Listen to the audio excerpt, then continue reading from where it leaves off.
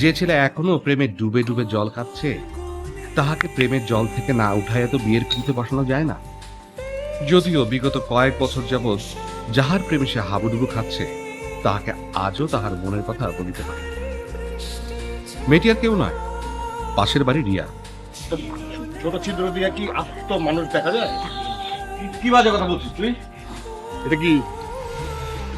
ওটা কি মানে আমি কি করে বলবো? আরে আরে কি কি আশ্চর্য! এটা কি? হ্যাঁ, এটা কে ছিঁড়েছে কে? রিয়াকে দেখো। কিসের রিয়া? কোথায় রিয়া?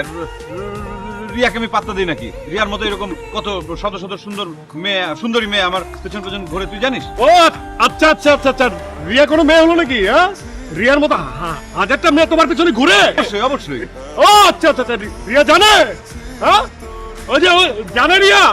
হ্যাঁ, রিয়া জানবে না কেন? রিয়ার কি যোগ্যতা আছে? রিয়া কি সুন্দরী একেবারে, মানে ইয়ে নাকি? রিয়ার যোগ্যতা নাই?